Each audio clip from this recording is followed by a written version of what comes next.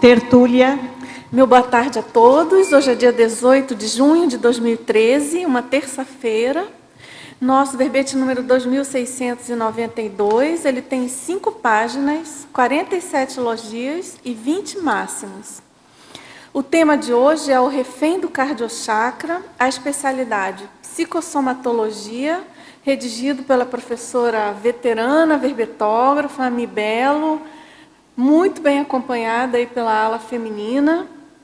Então, vamos aqui à definologia.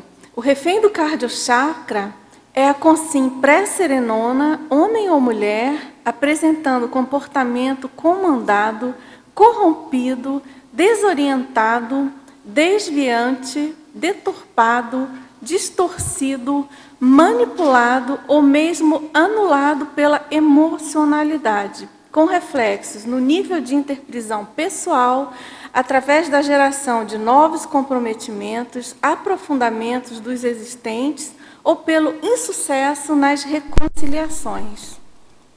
Na pensinologia, destaco a construção gradativa do neo-holopensene.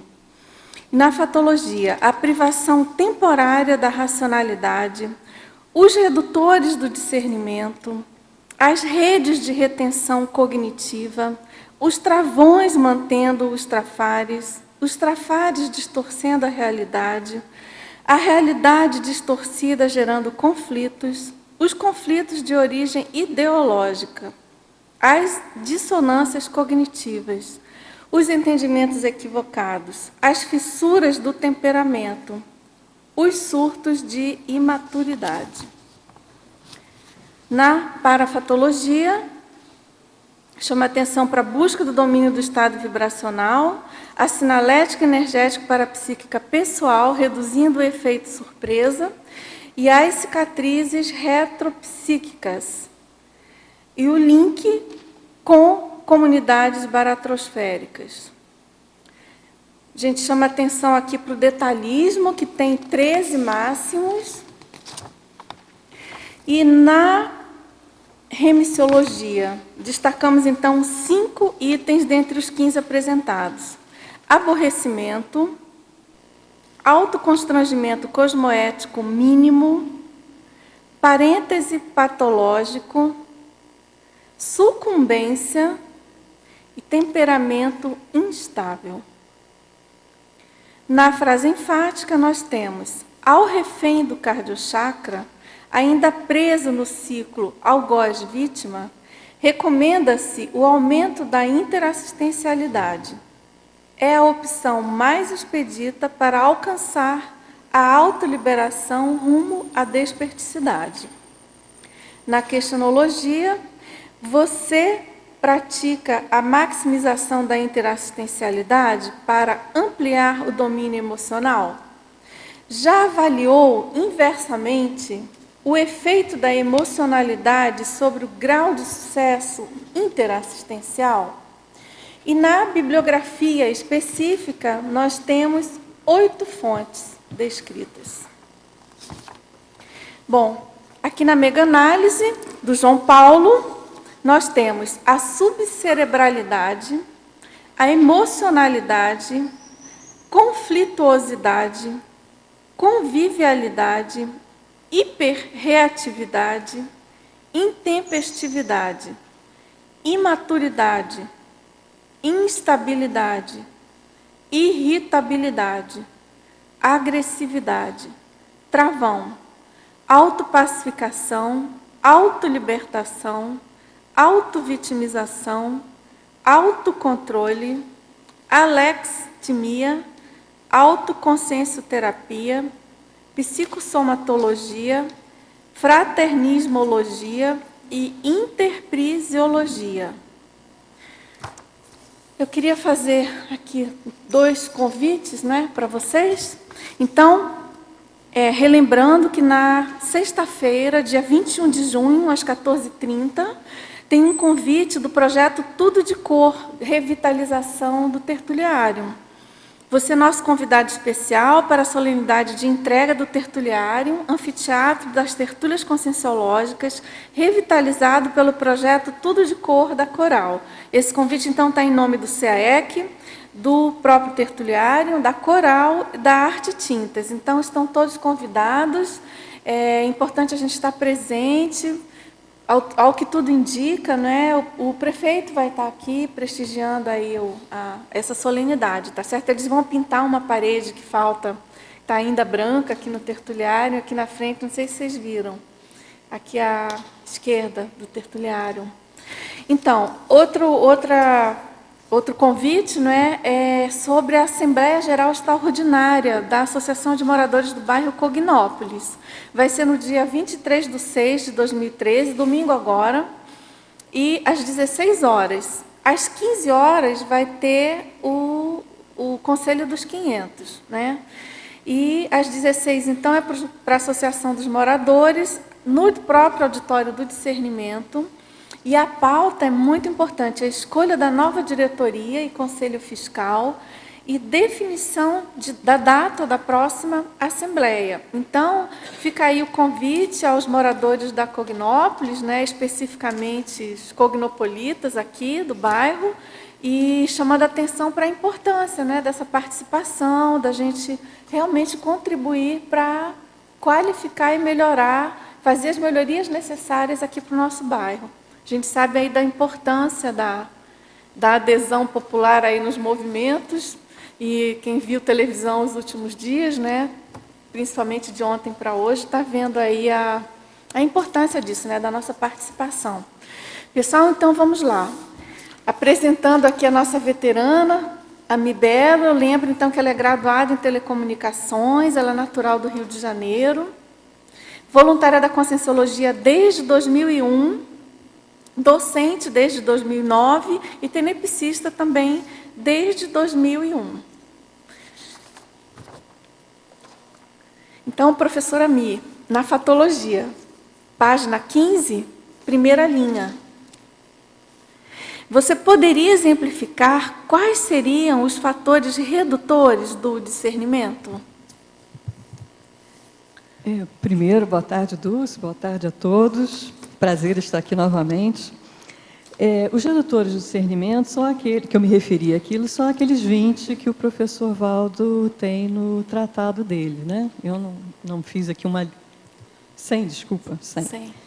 É no Homo Reubanizados, né? Pacíficos? Pacíficos, gente, pacíficos. para mim eram São 100 reubanizados. Você vê que tudo já virou uma...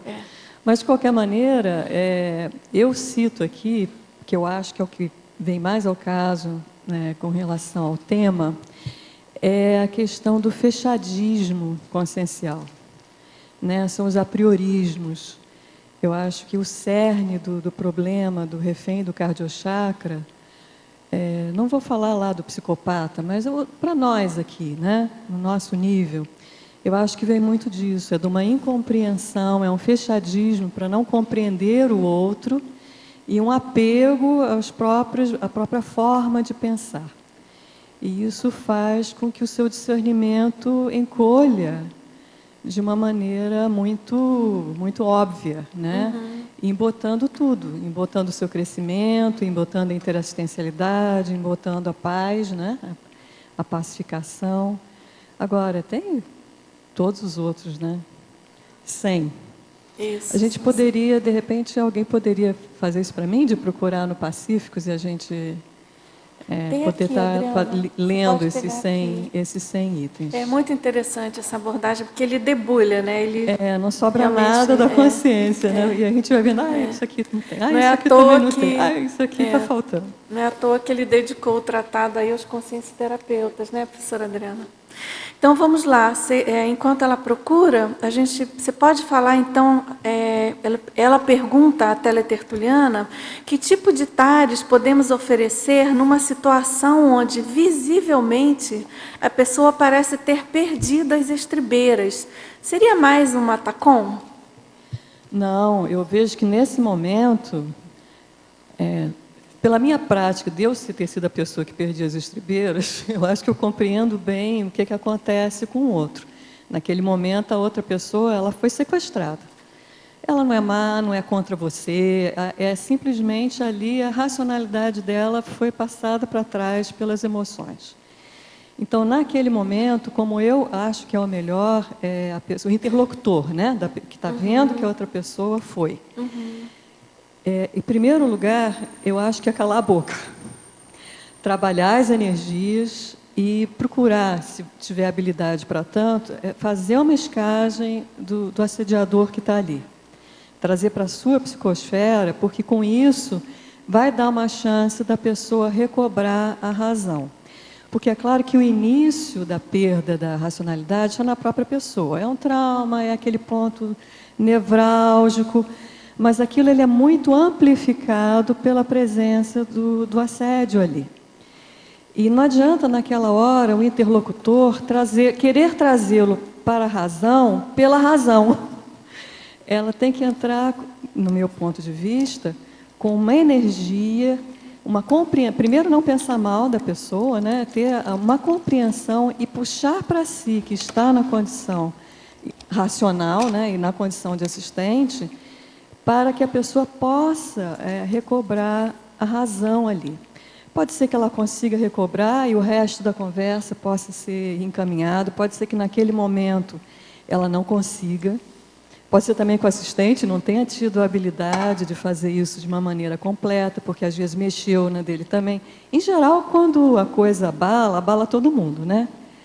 Eu vejo que quando um está num surto, dificilmente o outro está assim tão nadando de braçada, porque normalmente se tem realmente a presença de assediadores ali, a própria pessoa que entrou no surto, muitas vezes ela vai falar coisas que foram sopradas pelo assediador do assistente, digamos assim, para ferir o assistente, né? Então, ele também pode ser levado naquele arrastão emocional.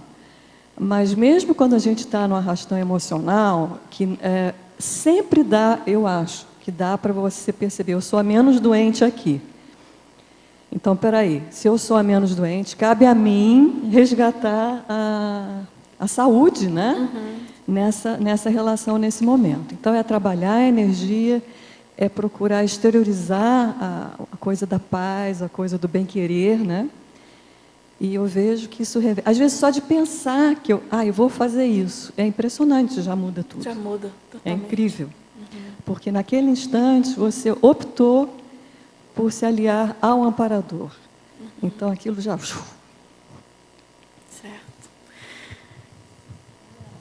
Olha, quer ler? Estou com quer ajuda ler aqui. Alguns, pelo menos? Então, vamos lá, gente. Primeiro, assídia. Lembra aquele da preguiça? Temos um verbete com esse nome. Acriticismo, falta do espírito crítico. Alcoolismo, alienação, amoralidade. Apriorismose, que foi aquele que eu tinha falado, né? Apedeutismo, da ignorância. Conflituosidade. Vamos ver aqui, pusilanimidade, a psicopatia, a ilogicidade, a inautenticidade, né? Vamos mudando aqui para mais do final. A toxicomania, claro, né? Quem está com vícios, não tem como, né? Está com discernimento nessa hora. A verborragia, olha que interessante a verborragia, você entra naquela... É uma emoção, né? E aí, foi-se. Videotismo, horas na frente da TV. Xenofobia, né, que é o anti-universalismo. A mim.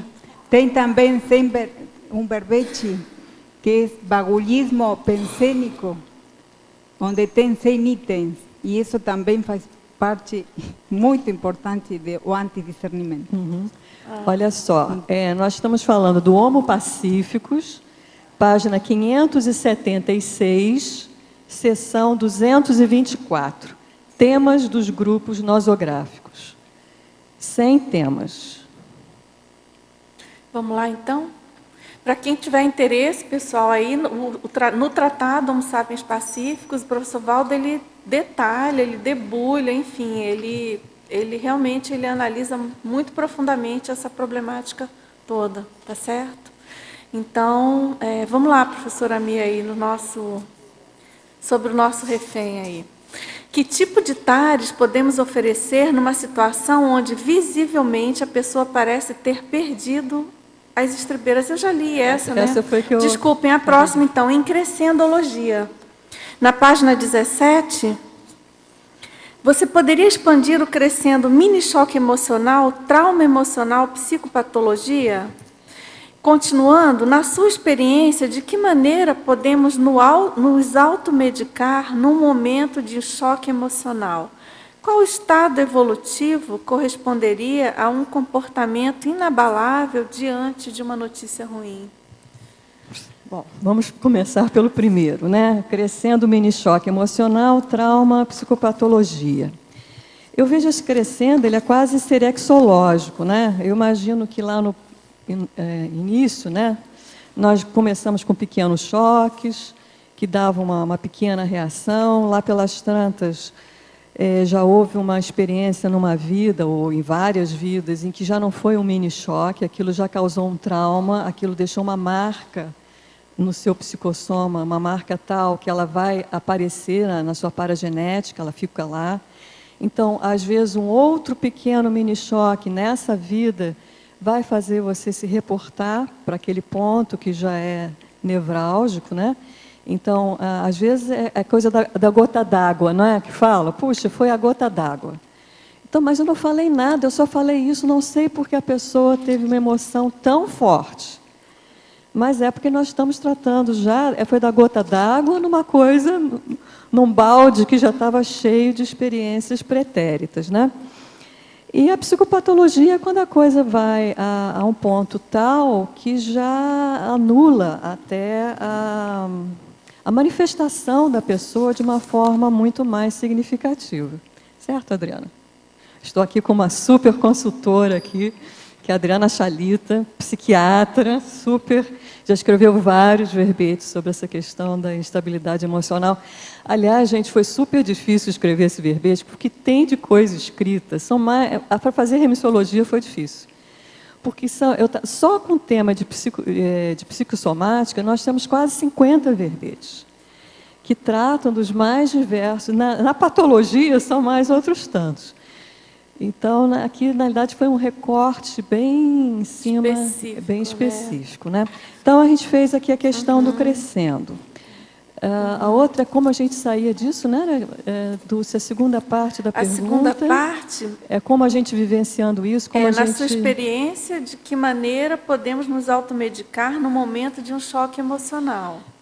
O que eu percebi, como eu era muito dada a esse tipo de problema, quando eu vim aqui para o CIEC, primeiro ano que eu estava aqui, eu já estou aqui 9 anos, tá, gente? Eu lembro que eu encontrei com o professor Val, naquela época a gente cruzava assim toda hora, né, na descida ali, e ele comentou para mim que o meu controle emocional, meu domínio emocional era de 25%. Daí eu fiquei chocadíssima com isso. Eu falei, não, mas olha só, não fica tão triste. Quando você chegou, era 12%. Então, quer dizer, eu quero crer que agora, né, 8 anos depois dessa experiência, quem sabe eu tenha chegado nos 50,01%. Então, o que quero dizer que, para mim, isso sempre foi um foco, né, de como sair, né, porque eu tinha todo um orgulho de ser racional, até pela profissão que eu escolhi, mas na hora do sequestro emocional, a racionalidade ficava ali nas esquinas, né? Então, o que eu passei a fazer comigo, e isso eu tive que fazer muita autoconscienciometria, muita autopesquisa, foi de tentar mapear quais eram os meus pontos nevrálgicos. O que é que me fazia perder a estribeira? O que era, onde estava o meu nervo exposto, né? Quais eram esses pontos? A partir desse estudo de quais eram esses pontos, primeiro tentar compreender melhor, para tentar eliminar esses traumas, trazer à tona, trazer a furo, né, fazer o abscesso, lancetar o abscesso para aquilo deixar de ser um incômodo tão grande, né? E certas coisas que a gente também não consegue mudar o temperamento assim, né? A gente consegue mapear, a gente consegue avaliar, mas fazer uma mudança total é difícil. Foram quantas vidas para chegar nesse ponto? Então, o que eu aprendi a fazer é ter medidas profiláticas.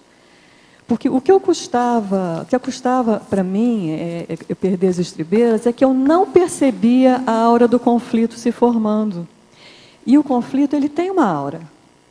Você não sai da estabilidade para a instabilidade assim. É porque a gente é tão cega, ou não quer ver, no fundo você não quer sentir aquele incômodo.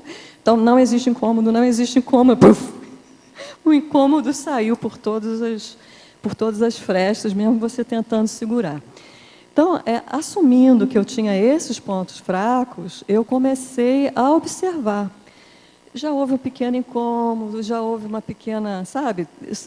Tem uma aura, eu só posso dizer para você isso. Vai gerando uma aura que você diz, isso está se formando. Sabe as nuvens que vão se formando antes da tempestade? Você consegue perceber, está se formando um negócio meio estranho aqui. E aí, muitas vezes, você reverte, porque o que você percebeu, você já trabalhou a energia, você já entendeu, aquilo é um ponto que você já compreendeu muito, e você reverte. E às vezes não, às vezes aquilo ali está tocando, aquele pedacinho que você ainda não entendeu da sua patologia. E aí é bem interessante, que é quase um paradoxo, porque o que eu faço, eu tento me segurar, sair daquilo, não conversar naquele momento mais sobre aquele assunto. É tipo, onde é a porta da saída? Mas, ao mesmo tempo, agradecer aquela situação que trouxe mais uma pecinha daquele meu quebra-cabeça. E aí você vai refletir, você vai pensar, você vai avaliar. E eu acho que é bem bacana. Na realidade, essa questão do conflito, ele faz a gente se conhecer melhor, aumenta a nossa autoconsciencialidade, então é bem lucrativo. Eu diria que é um método bem interessante. E tinha uma terceira parte da pergunta que eu não lembro mais qual era. A terceira parte tem a ver um pouco com isso que você já está falando, mas ela pergunta do qual estado evolutivo corresponderia a um comportamento inabalável diante de uma notícia ruim. Eu acho que primeiro é definir o que é notícia ruim, não é? Então, por exemplo, vou dar o meu caso aqui, né? Eu tive, talvez a pior notícia que eu já tenha recebido, que me causou assim o maior susto, foi uma notícia que eu tive pelo telefone do médico, né, dizendo para mim que o meu filho tinha um tumor no cérebro. Aquilo foi assim, eu acho que pior que isso. Então, a partir desse ponto, que você já passou por uma situação e você já conseguiu elaborar isso, e você saiu daquilo por cima, dificilmente uma notícia de uma doença ou de uma dessoma vai ser agora uma notícia tão ruim, porque eu já entendi tudo, né, sobre a tanatologia, ou pelo menos muita coisa.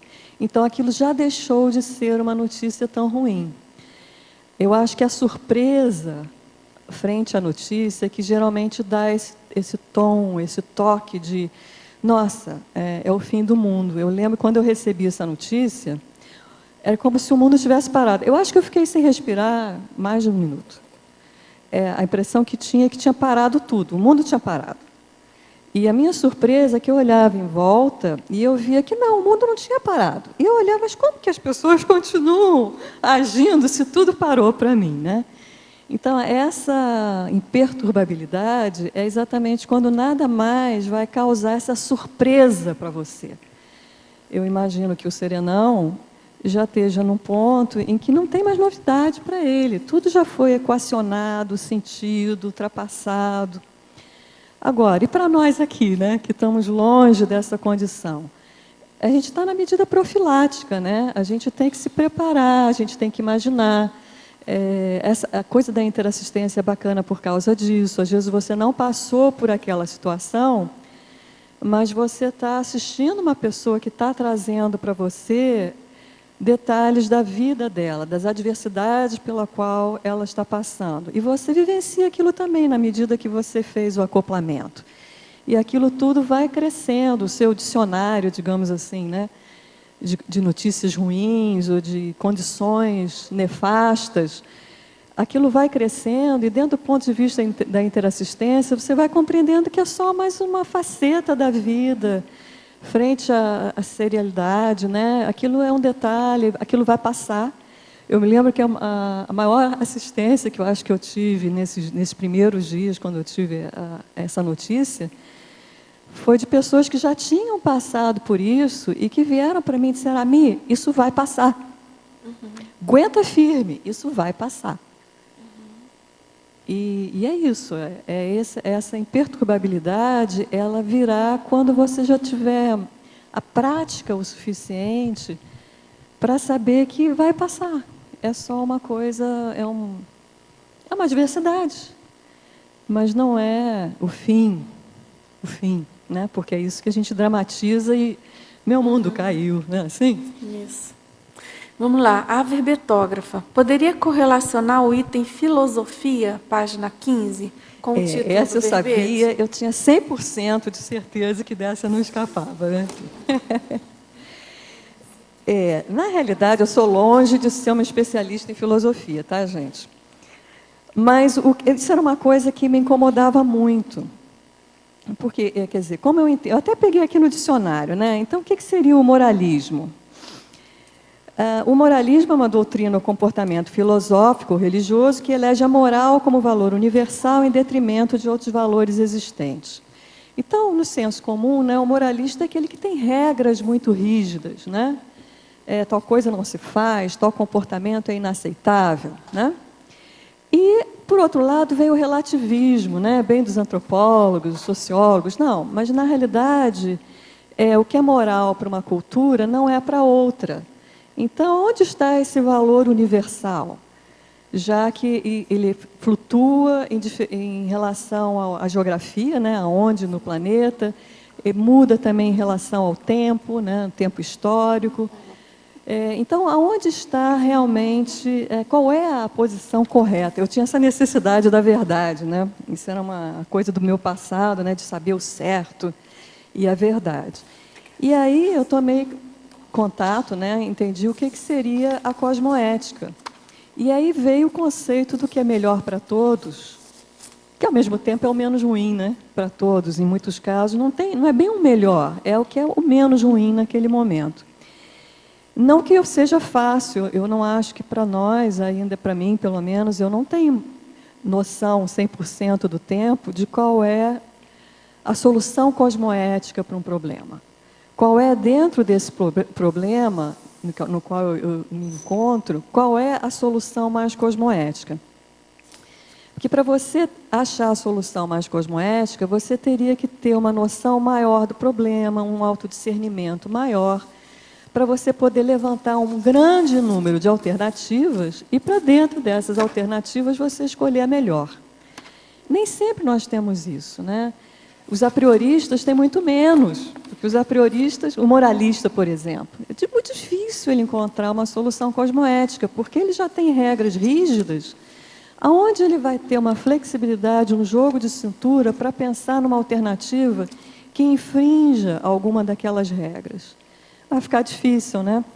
Então, esse exercício da flexibilidade, do otimismo, né? Isso é uma outra característica que eu tinha, né? Uma questão de ser muito pessimista, ou de querer uma solução que atendesse a tudo sem nenhuma possibilidade de erro. Você tem que ter um certo otimismo, porque senão você não vai encontrar essa solução cosmoética, né? Se você quiser estar numa rede de segurança tão grande, você não voa, você não faz um apanhado amplo de possibilidades, você fica muito presa.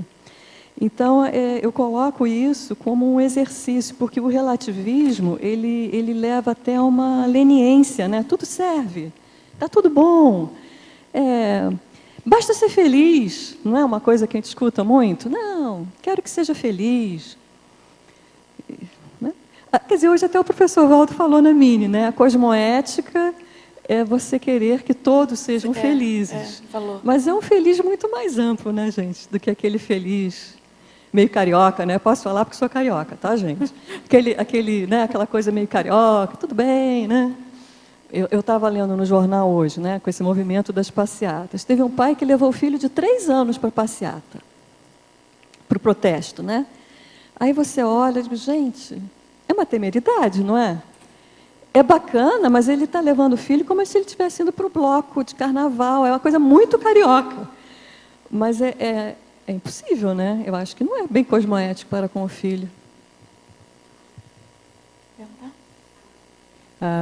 Na página 17, em sindromologia, isso mesmo, você trouxe várias síndromes. Achei interessante aqui a síndrome da ectopia afetiva, a síndrome de Estocolmo, do estrangeiro. Mas a minha pergunta diz respeito à síndrome do pânico.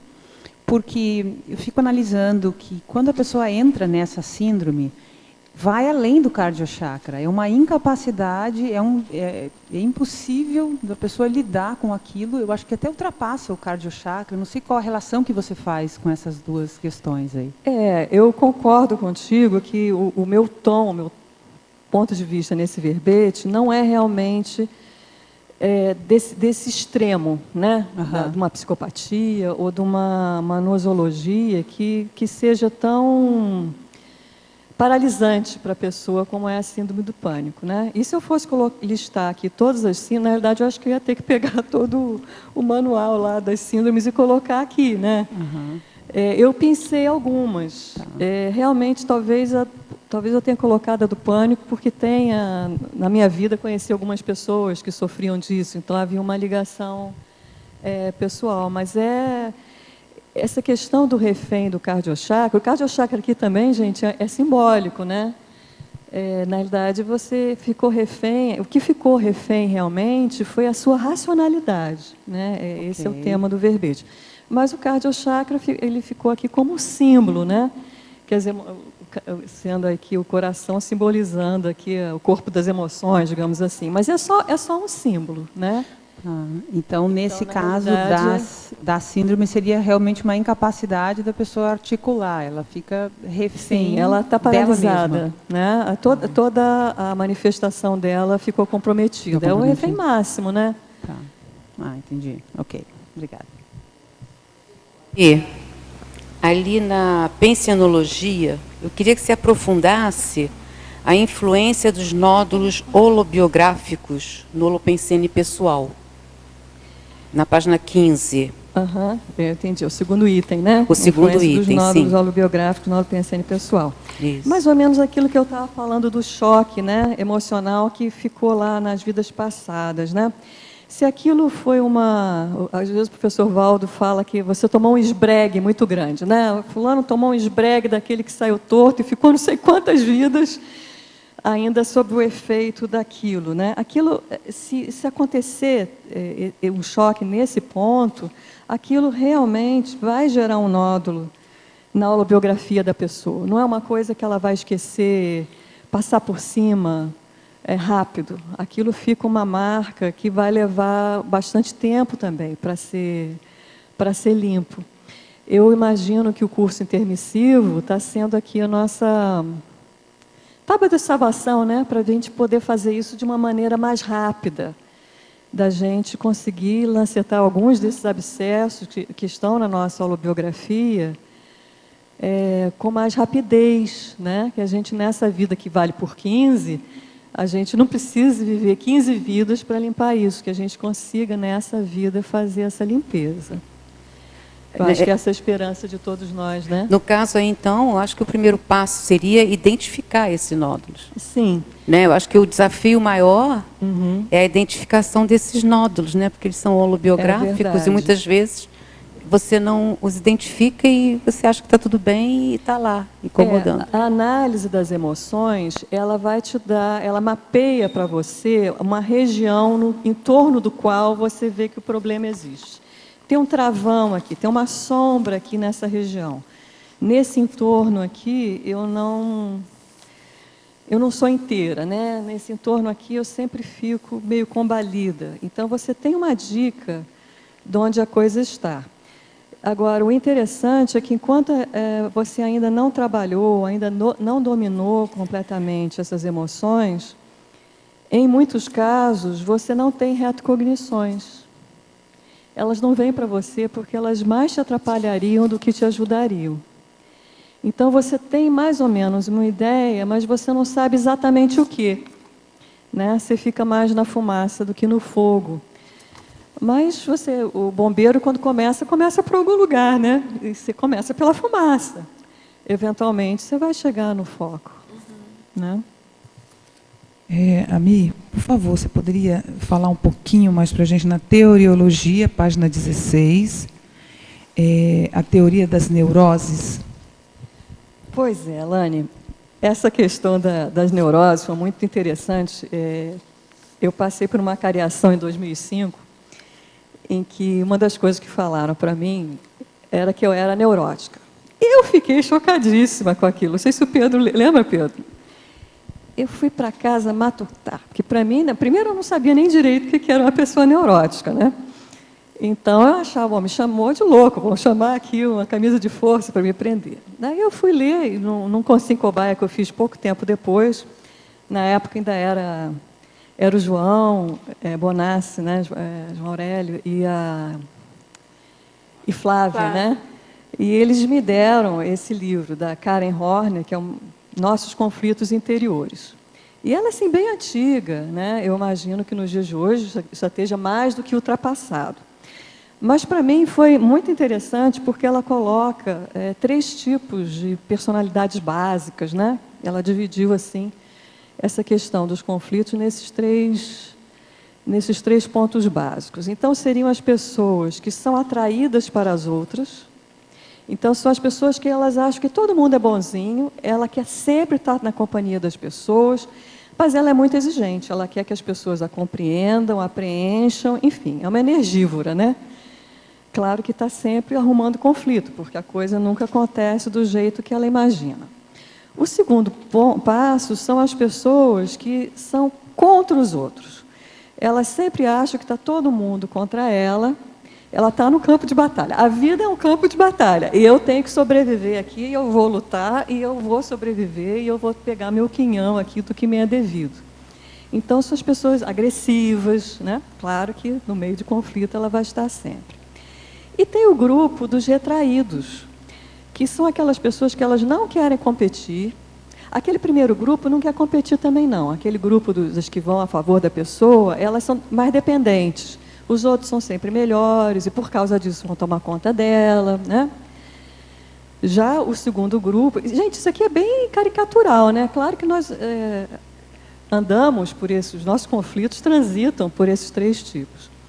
Mas esse grupo do retraído era aquele que já jogou a toalha.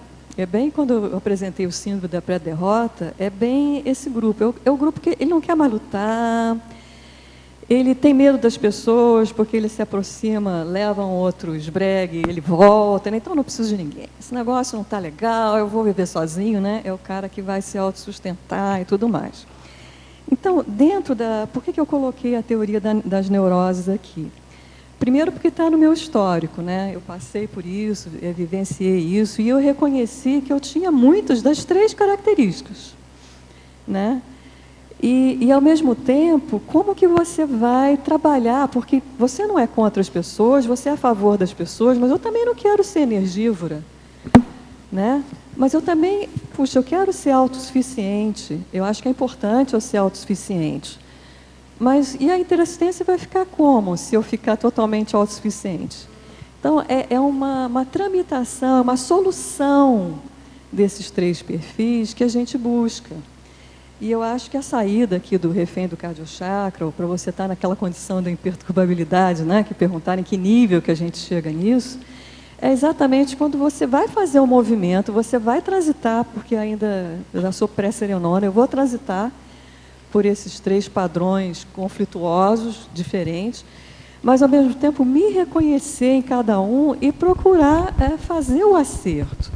Então, você se aproxima da pessoa para assistir. Mas a pessoa ela não está querendo a assistência que a gente está querendo dar. Ou, ao contrário, você se aproxima para ser assistido, mas a pessoa também não está querendo te assistir do jeito que você queria. E aí, como é que você vai levar isso em consideração? Como é que você vai respeitar a habilidade, ou a capacidade, ou a disponibilidade dos outros naquele momento, né? E, ao mesmo tempo, em que o nosso objetivo é que a gente tenha um autodomínio maior das energias, das emoções, mas que esse é um exercício que você faz para depois voltar para os outros, né? Eu acho que o único caminho que está realmente claro que não é aquele do meio, né? Que você é agressivo, é contra os outros. Mas entre esse do a favor dos outros, muito pueril ainda, muito dependente. E o do que se retrai para o autodomínio, eu acho que é nesse percurso que a gente, hoje em dia, procura o nosso caminho, né? Ami, você está falando do livro, você chegou a ler o livro novo da Ana Beatriz, Corações Descontrolados? Tem Não. até a ver com o seu tema. Uhum. E ela fala, eu estou falando porque está vindo da minha cabeça aqui agora. Eu li um trecho dele lá na livraria lá do shopping, e a questão do borderline é bem essa questão da avalanche emocional, que ela cita no final do livro, até que eu estava dando uma lida para ver se era interessante. Que o borderline, ele recebe informação, joga no hipocampo e aciona uma avalanche de hormônios, e ali naquele momento vem raiva, vem ciúme, vem impulsividade, vem um monte de coisa. E aí ela lançou esse livro justamente, que tem um contexto parecido, Corações Descontrolados. Você chegou a ler alguma coisa sobre borderline, sobre esse tipo de personalidade? Olha só, na realidade, uns 20 anos atrás, ou 25 anos atrás, não me lembro direito, foi lançado o primeiro livro sobre coeficiente emocional. Vocês lembram do Daniel Goleman? Vocês lembram desse livro? Eu lembro. Inteligência Emocional. Inteligência Emocional, É. exatamente. E, na ocasião, foi bem antes de eu conhecer a Conscienciologia, foi a primeira vez que eu tive um alívio, porque finalmente eu me encontrei ali. Né, que é exatamente, ele explica, né, exatamente como acontece O sistema límbico. o sistema límbico, como é que ativa naquele momento em que o sistema límbico ele tem um acesso mais rápido e ele aí ele aloca todas as suas habilidades, né, que normalmente, ele aloca toda a área do seu neocórtex para a sobrevivência. E naquele momento não sobra espaço para a sua racionalidade. Já foi tudo tomado. Ou atacar ou fugir, praticamente. Então, quando eu li aquilo, eu consegui compreender, porque eu tinha reações que eu achava inadmissíveis. E eu, depois que aquilo passava, eu dizia para mim, não, eu nunca mais vou fazer isso, porque isso é inadmissível, eu não aceito esse tipo de comportamento em mim.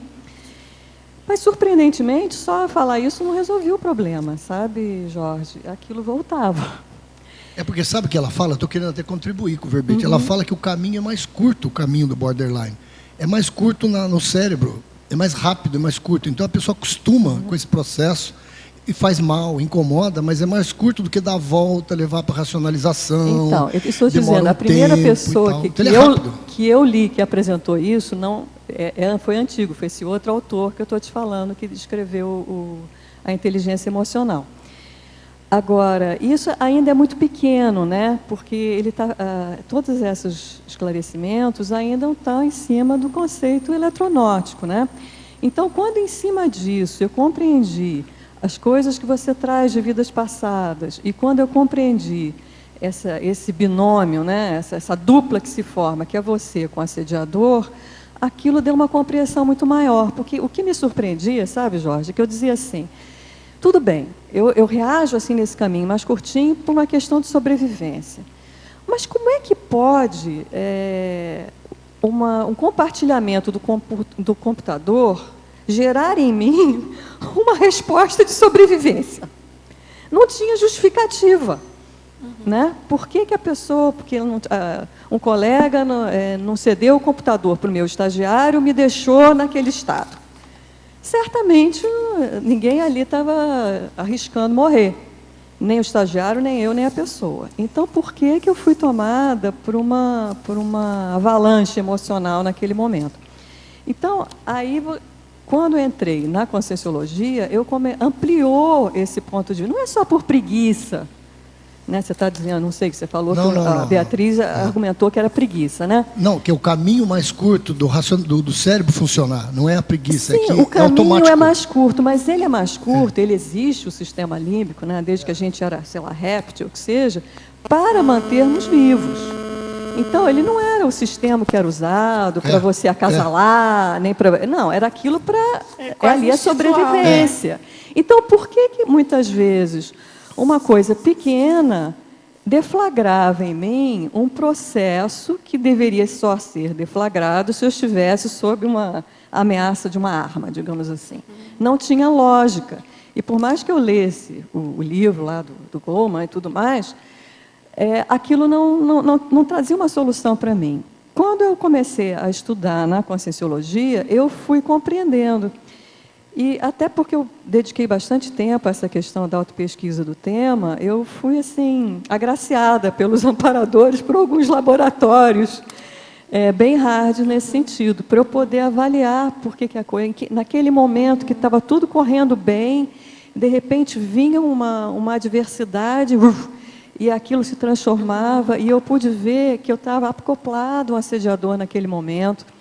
Então, aí você vai entendendo que a coisa aquilo ali deflagrou, remontou, te levou a uma experiência de uma vida pretérita.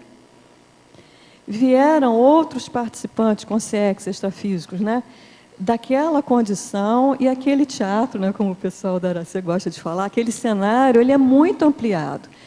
E dentro da visão tradicional da psicologia, ou mesmo da psiquiatria, isso não é contemplado, né? Porque não está dentro do paradigma deles. É porque aí entra energia também. No momento desse, você também solta ectoplasma, solta energia, os Entra assediadores tudo, fazem né? um banquete. Entra né? tudo. Junta tudo. Entra E tem um tudo. outro autor, só para te falar, que é Luiz Machado, ele estudou o cérebro há mais de 50 anos, ele tem um livro que até o nome é estranho, ele fala, somos todos drogados. Que é devido ao processo dos hormônios, das drogas internas, que a pessoa se vicia nas próprias drogas dela. Então, aí entra isso que você está falando. Qualquer coisa é ciúme, qualquer coisa é raiva, qualquer coisa é impulsividade, porque existe um vínculo entre o sistema límbico e o prazer da pessoa, que depois vem arrependimento. Né? Naquele primeiro momento, existe um prazer enorme de explodir, ou de fazer algo, porque existe ali um caminho que está já marcado, já está vincado, já está com muitos anos, como você falou, muitas vidas, processo biológico. Aquilo para tirar, como você está falando, não é fácil. Olha, Jorge, você sabe que eu vou te refutar aqui. Não vou dizer que seja facílimo, mas não é tão difícil assim. Depende, né?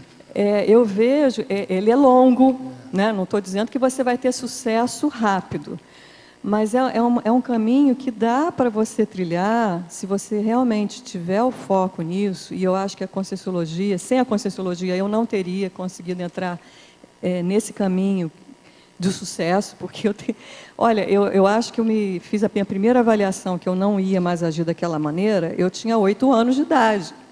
E aquilo não resolvia. O que foi acontecendo é que eu fui virando o conflito do retraído. Eu fui me retraindo para evitar os conflitos. Mas isso não é o caminho da solução, né? Então, o caminho da solução é você fazer a reconciliação com esse teu passado, né? Então, digamos lá atrás, o professor Valdo sempre fala, né?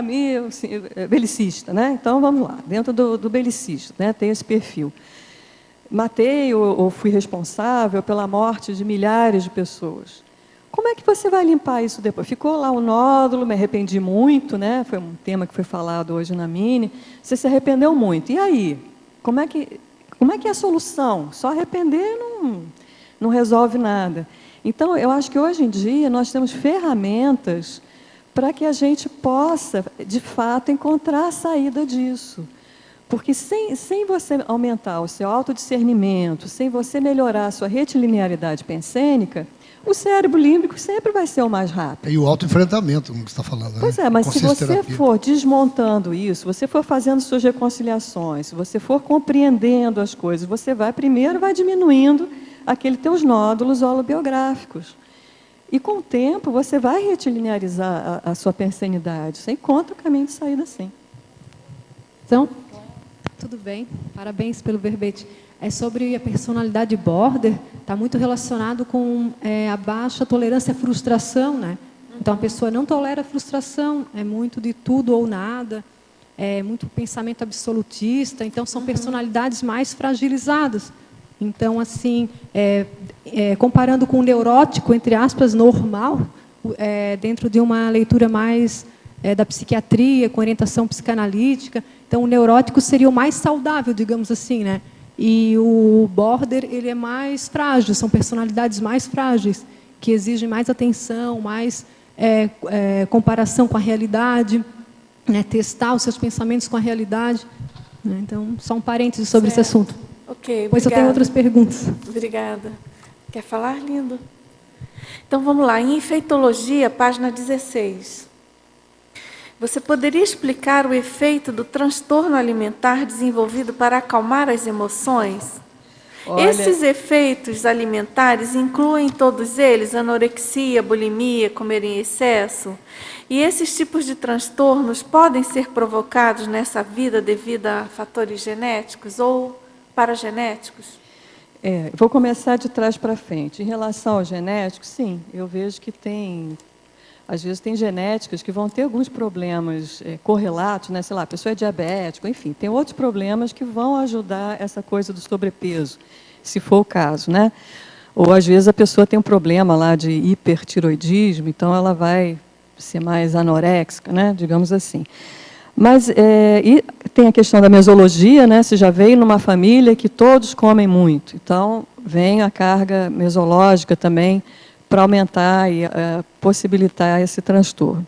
Mas o que eu procurei trazer aqui é aquele que não necessariamente é genético, nem da mesologia, e talvez nem da paragenética, ou talvez sim, talvez não, mas é aquele que é reforçado para você acalmar suas emoções. Então, no que a gente sabe, né? Acalmou a emoção, um chocolatinho, uma balinha, né? Aquilo dá uma acalmada no metabolismo, não é isso? Então, é até uma técnica, né? Mas é uma técnica que engorda, né, minha gente? Desculpa dizer, a gente acaba uma bolota. Tem um efeito colateral visível. Você se acalmou, mas a que custo, né? Então, essa coisa, isso para mim foi um desafio bastante grande, porque eu já tinha esse hábito, né? Desde garota, agitava, você come alguma coisa que aquilo já vai acalmar. Então, você romper com isso, eu vejo para mim que faz parte dessa saída, ou pelo menos a minimização do tempo que você vai ser refém do cardiochakra.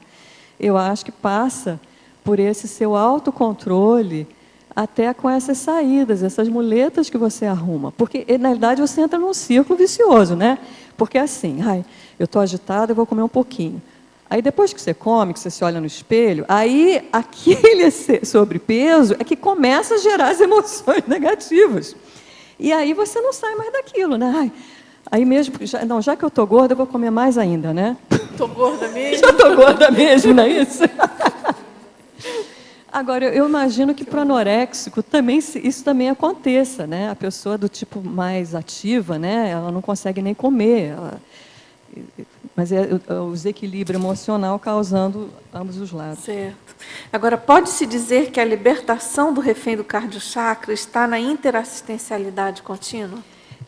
Eu coloquei isso na questionologia, eu não sei se ficou muito claro o que eu quis colocar. Mas o que eu trouxe para vocês daquele negócio da neurose, né? É a personalidade que vai se aproximar. O assistente, o cara que é afeito à interassistencialidade, ele tem que ser afeito a esse perfil de se aproximar das pessoas, né? Só que quando ele se aproxima, provavelmente vai ter aquele choque, principalmente se a pessoa é do tipo mais agressivo, vão surgir aqueles conflitos e vão surgir ali os abalos emocionais, ou as rusgas, ou as pequenas contendas emocionais. Então, naquele momento da interassistência, primeiro que você vai estar mais bem acompanhado, né? A gente parte, onde é que está o amparo, né? Procure os assistentes. Então, é como se fosse um laboratório para você se aprimorar através da assistência. Então, você vai ali com todo o abertismo possível para o que deve né? Sem grandes pressuposições de como aquela assistência vai acontecer. Você vai meio tocando, quem está tocando a música, na realidade, é o amparo, você tem que procurar não sair do tom, né? Acompanhar, ir junto com ele. E, ao mesmo tempo, sempre vem para você, digamos que tenha havido alguma rusga, digamos que devido à sua emocionalidade, na hora H, a assistência não foi bem sucedida. Mas aquilo já é um dado para a sua autopesquisa. Não foi bem sucedida, por quê? Aonde foi que eu pisei na bola? Então é aqui, peraí, eu vou trabalhar isso aqui. Então, é uma coisa que você não vai desistir desse jogo, porque esse jogo é benéfico para você. Ele vai mostrando para você aonde você tem que melhorar. Então, ele é um círculo virtuoso aqui no caso. Aquele de comer demais é o vicioso, né? Mas esse é o virtuoso. Você persista na assistência e você vai acabar virando um bom assistente. Certo. Agora, em Principiologia, página 16, Ele pede que, por favor, você dê exemplos sobre o princípio de causa e efeito. Isso aqui é batatófilo, né? Você foi lá, digamos que belicista naquela vida lá, contribuir para a dessoma prematura, né, de milhares de pessoas. Não é só a dessoma, né? É você, muitas vezes você passou um exemplo, ou impôs seus princípios, né, de moral, do não sei o quê, do herói, aquela coisa toda, para outras pessoas, soldados, né, pessoas mais manipuláveis. E aquilo, você fez aquilo. E depois vem os efeitos, né?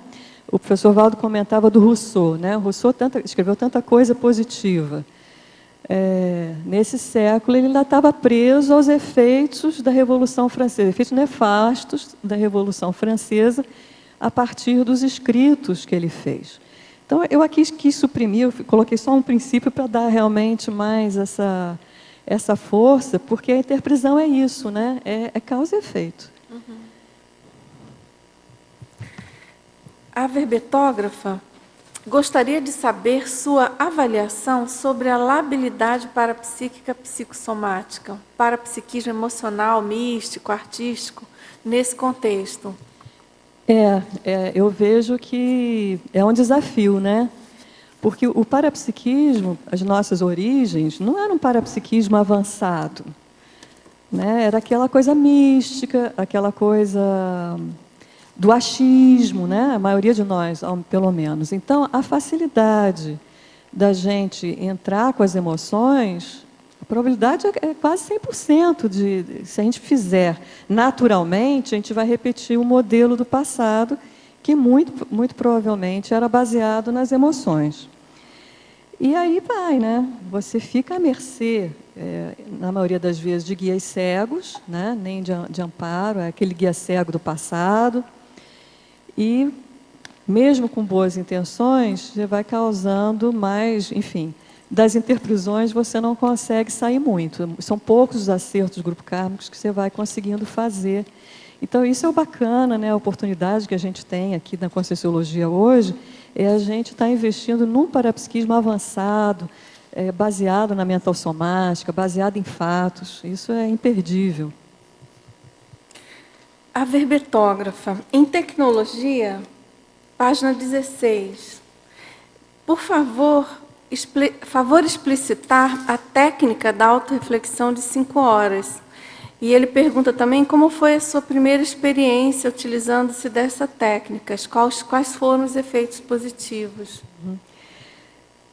A técnica da autorreflexão de 5 horas é uma técnica proposta pelo professor Valdo, é um verbete, está na enciclopédia, né?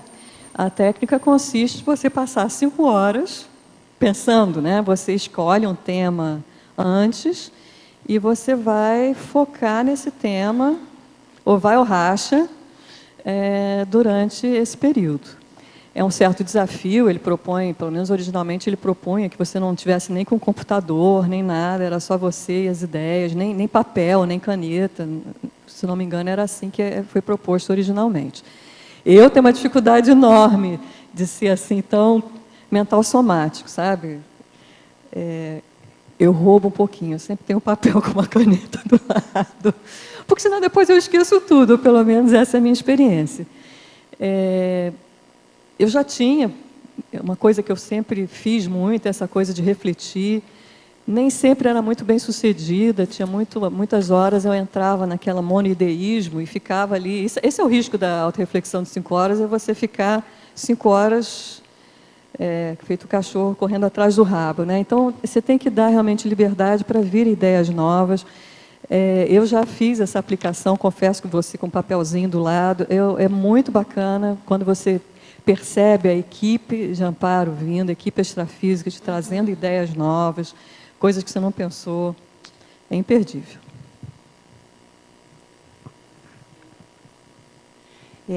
Uma curiosidade sobre o primeiro antagonismo, na página 17. Você trouxe lá, não sei se você já falou, o antagonismo refém do cardiochakra por manifestação excessiva e refém do cardiochakra por manifestação deficitária. Então, a gente sempre pensa que o refém do cardiochakra é só aquele que se descabela, né? que que sobe as tamancas e tudo mais, mas tem aquele que é tão reprimido, ele é o alexitímico, né? Lá pelas tantas ele nem reconhece mais as emoções dele, ele nega as emoções. Aquele neurótico lá, que ele vai se retraindo, ele não quer mais se envolver com ninguém, ele não quer mais ter relações com ninguém. Lá pelas tantas ele não vai subir as tamancas. Mas, em compensação, eu acho que o extremo, eu acho que o autismo é um extremo. Não sei se a minha amiga aqui é psiquiatra, gostaria de falar alguma coisa, mas eu vejo, não sei se ela ainda está aqui atrás, eu vejo o autismo como sendo a porta de chegada disso. Você vai se fechando, se fechando, fechando, fechando, Sim. fechou. E você não acha que isso poderia ser? Você trouxe aí uma fase onde existia uma defesa, por ter um temperamento mais belicista, você não interagia para evitar o confronto direto. Isso não poderia ser também uma fase?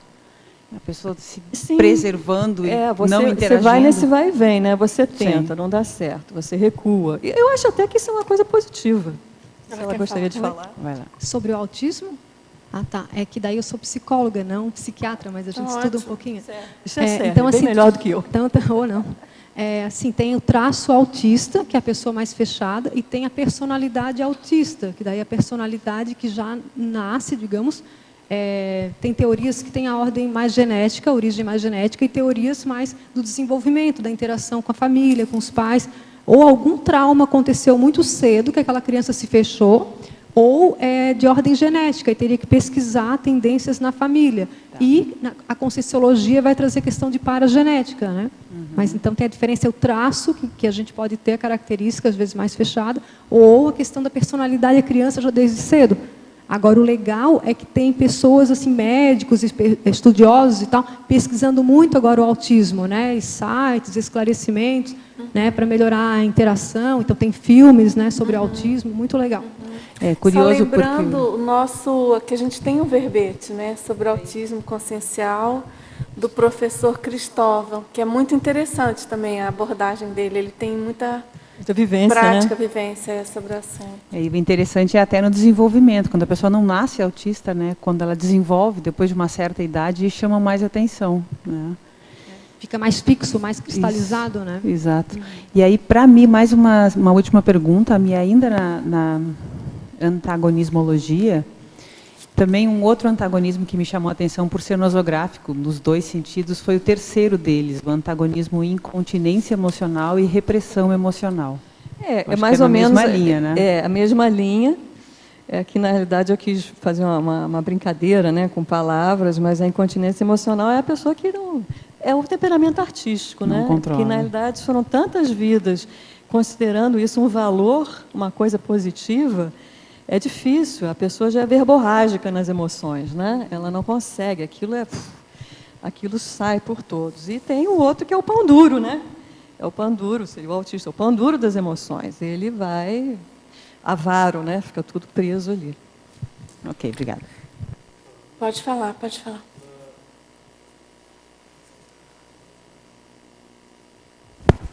Na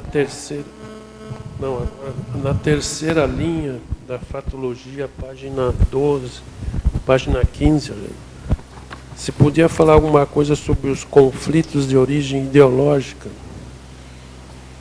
Arlindo, isso foi o que eu percebi logo que eu vim para cá, para a CCCI, né?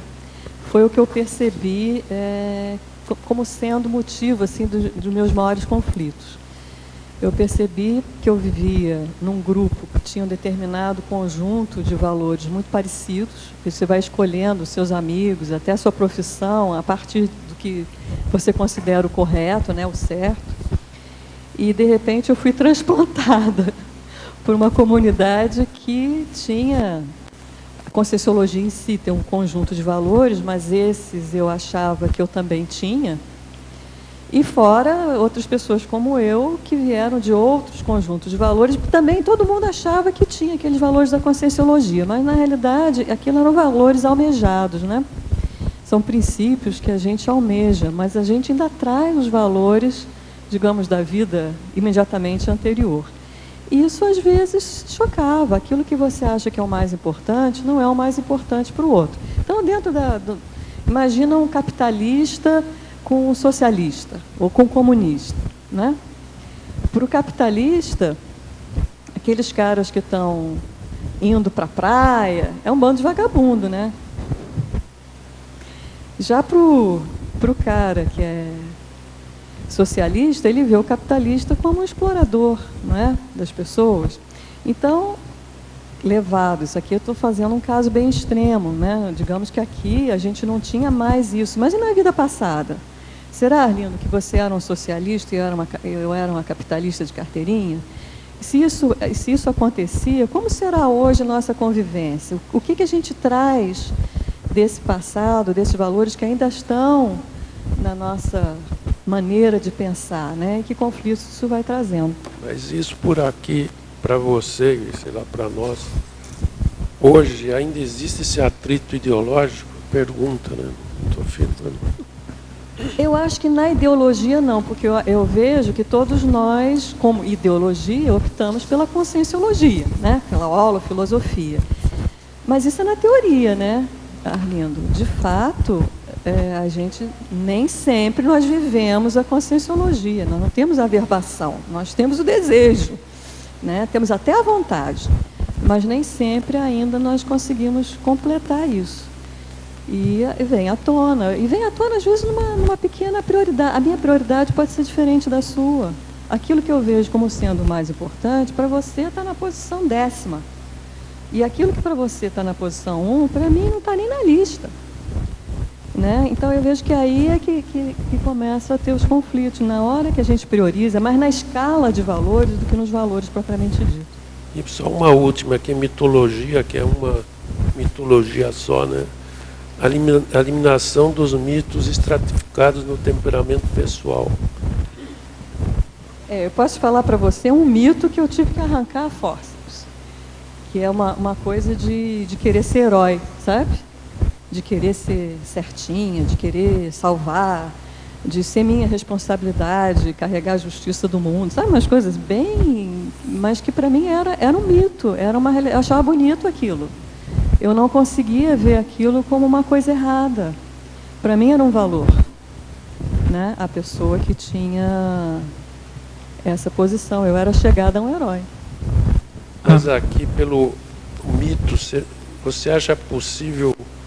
Você está falando que é um mito, quer dizer, estratificado no temperamento pessoal. Porque eu acho que em muitas vidas, sei lá desde o Ulisses, lá do Homero, eu li aquilo e eu vibrava com aquilo. Aquilo eu fui realimentando, né? E a primeira vida, a segunda, a terceira, sei lá, uma vida lá em Esparta, eu achava aquilo o máximo, e vamos em frente, e é por ali, né? E você vai alimentando. O próprio temperamento vai realimentando. A dúvida, né? É se a possibilidade de eliminação, não sei porque... Eu acho que a possibilidade é sempre pelo mental soma, é você compreender, né? Você põe uma lista, né? Pega lá uma tabela, coloca aqui, prós, o que é a favor do mito? Isso, salvou pessoas, ajudou, agora coloca do lado de cá. Mas quais foram os efeitos? Salvou mesmo? O que a pessoa estava querendo? O que estava por detrás? Quantas pessoas depois vão idolatrar? O que vai ser utilizado? Para que vai ser usado esse mito?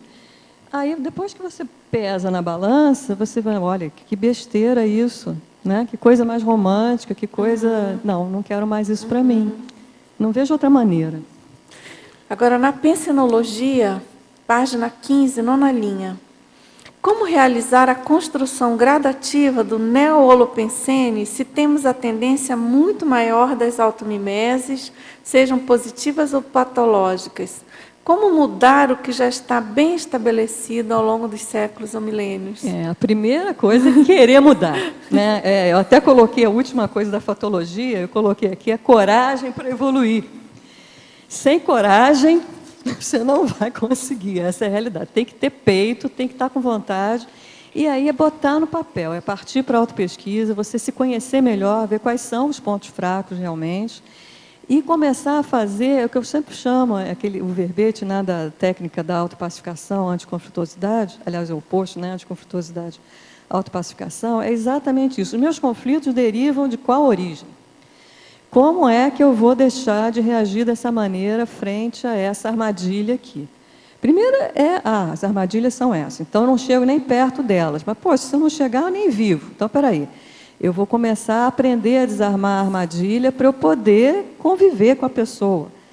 E com isso você vai colocando no papel, vai usando a cabeça, vai pesquisando. Lá pelas tantas você fica super satisfeita. Quando você vê que o negócio se montou e você não caiu, depois você vai para casa, entendeu? É uma alegria. Você construiu aquela solução para você. E depois de construída, não tem volta para trás. Você já sabe o caminho. É muito bacana. Recomendo. Uma satisfação enorme. Professora Mina, Fatologia, página 16, 7ª linha. Poderia explicar a impossibilidade do perdão enquanto refém do cardiochakra? Isso foi uma coisa que eu descobri na prática. Né? Porque você não quer ter nada contra ninguém, né? Isso não quero, não tem porquê, já perdoei, mas eu continuava magoada. Ora, se eu estou magoada, que perdão é esse? Não, eu compreendi que a outra pessoa fez isso, mas ainda dói em mim. Toda vez que eu lembro do fato, eu sinto um aperto aqui. Você não perdoou, né? Porque, como eu vejo, né? Eu aceito aqui refutações, mas eu entendo que você só realmente conseguiu efetuar o perdão real quando aquilo limpou totalmente, você compreendeu, você não importa o que aconteceu, você até lucrou com aquilo, você aprendeu coisas com aquilo, mas numa boa. Aí sim o perdão pode ser feito. Enquanto aquilo ainda...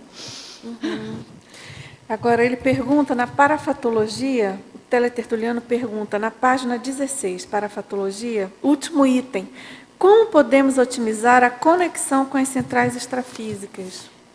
Olha, isso aqui eu acho que para mim foi uma das coisas mais bacanas que eu aprendi na vinda aqui para a Conscienciologia. Primeiro que existiam as centrais extrafísicas. Eu acho que eu já tinha uma noção de central de energia, porque eu tinha uma coisa que eu às vezes eu procurava assim a energia do mundo, sabe, me conectar. Tinha uma vaga noção, tinha ficado. Esse exercício eu comecei mais em algumas dinâmicas. Para isso que são bacanas as dinâmicas parapsíquicas, né? Eu fazia uma dinâmica com o EPCOM, que ele fazia muito exercício na hora da MBE, ele fazia muito exercício da conexão às centrais extrafísicas. E com isso eu fui enfim, primeiro veio como uma novidade, né? E depois se tornou um hábito. E eu acho que é muito bacana a gente ver que não está sozinho, a gente vê que, tudo bem, o amparador naquele momento, ele não pode estar ali, está ocupado, mas, gente, a central extrafísica existe para isso. A central extrafísica não fecha. E você tem como se conectar e trazer. Então, é um ganho. Agora, em efeitologia, página 16, poderia falar dos efeitos do acoplamento interconsciencial, chakra-chakra, em especial do cardiochakra? Pode ser eficaz iniciar um acoplamento dessa forma, através da verbação entre o assistente e o assistido? Eu acho que, em geral, começa por aí, né? Pela empatia, né? Você começa o acoplamento pela empatia com a outra pessoa, né? Então, em geral, vai começar pelo cardiochakra. A minha experiência, aqui, quando eu coloquei esse item aqui, eu estava levando muito em conta as experiências que eu tive fazendo acoplamentário, né? Que é aquele laboratório grupal que nós temos aqui no CAEC. Então, o que eu percebia? Era quase impossível para mim ir para o acoplamentário e não estar com o coração já fora. Sabe, tipo assim, tem que pegar o coração e colocar de volta para dentro, porque ele era uma loucura aquilo. Então, eu tive que aprender, perceber que eu fazia muito acoplamento, faço até hoje, muito acoplamento com consciências pelo cardiochakra. Mas consegui compreender o que é o acoplamento da consciência e o que é o meu próprio cardiochakra. Consegui fazer essa diferenciação e aí sim, está no papel de assistente, né? Porque... Para mim, a Central Extrafísica da Fraternidade faz muito essa conotação desse bem-querer, dessa benignidade. Para mim, eu sempre associo com o cardiochakra. Volto a dizer que isso é muito simbólico, tá, gente? Porque isso é só um símbolo que eu uso para mim. Né? O bem-querer, para mim, ele sempre vem a partir do cardiochakra. Essa coisa do fraternismo. Claro que quando você está no universalismo total, você já entrou aí pelo corono, né? Você já está bem mental somático. Mas é aquele primeiro momento, talvez pelo histórico de Tacon, né, de começar por essa coisa do cardiochakra. Mas, aos poucos, a gente saindo disso e entendendo e levando realmente para uma TARES, uma coisa mais mental somática. E por isso que eu coloquei todos os chakras, né, porque no final você acopla por tudo, né? Certo. Agora, tem aqui uma... Quer falar? Tem aqui uma pergunta, a professora Dulce, depois eu peço que o professor Pedro complemente, né, responda, enfim. Sofro de claustrofobia. Ambientes fechados e apertados me incomodam. Se por qualquer situação sinto-me imobilizada, entro em desespero. Tenho percebido com facilidade, ao deitar, a soltura do holochakra, preparando-me para a projeção, mas em seguida entro no estado de catalepsia. Tenho lucidez total do processo, tento relaxar e deixar a decolagem acontecer, porém fico desesperada. O que posso fazer para superar? Bom, a minha sugestão assim é você trabalhar mais com as energias, né, da experiência que eu tenho, assim, desde que eu conheci a Conscienciologia, anteriormente eu tinha muita catalepsia. Depois que eu conheci a Conscienciologia, que eu passei a trabalhar as energias, trabalhar mais com EV, a própria mobilização, eu não tive mais essa problemática. É claro que a catalepsia de saída, né, de decolagem, ela é mais complexa, na minha opinião, do que a de volta. Mas a minha sugestão, de todo modo, para você é trabalhar mais as energias. E também uma sugestão aí de você buscar uma terapia, né? E então, eu acho que isso pode, claro, te ajudar. E acho que o professor Pedro, aqui como especialista, pode ajudar mais ainda você. Eu acho que você falou bem. O que eu acho interessante é que ela correlacionou as duas coisas, né? A claustrofobia com o trabalho energético. Então, precisaria ver se essa claustrofobia é antiga, quando que ela começou, se tem um evento, um período da vida, se ela é mais recente, para você, vamos dizer assim, para a gente tirar o componente extrafísico, uma eventual com causa, ou seja, se tem assédio ou não tem. Então, esse trabalho que a professora Dulce orientou, o trabalho energético, ele pode ajudar a minimizar esses efeitos ou até a tratar, né, esse componente extrafísico que porventura ele esteja ocorrendo.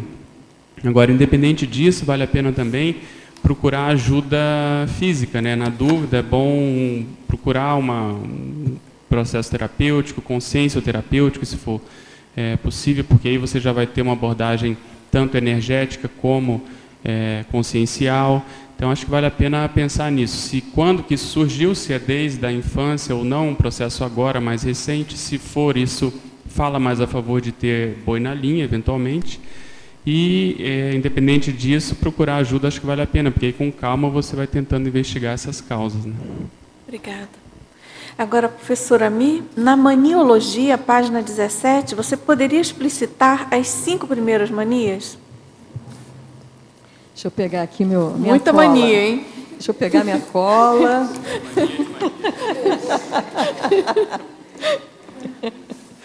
Então, a primeira... É só para quem está escrevendo verbete, gente. Eu tenho um dicionário de manias. Então, toda vez que eu vou escrever um verbete, eu procuro lá no dicionário das manias para ver quais que se aplicam. Então, a agromania é um afeto muito intenso ou paixão pelas coisas do campo, pela agricultura. E, ao mesmo tempo, uma outra acepção seria o desejo mórbido de permanecer em solidão nos campos. Então, às vezes, tem até o espírito xamânico, né?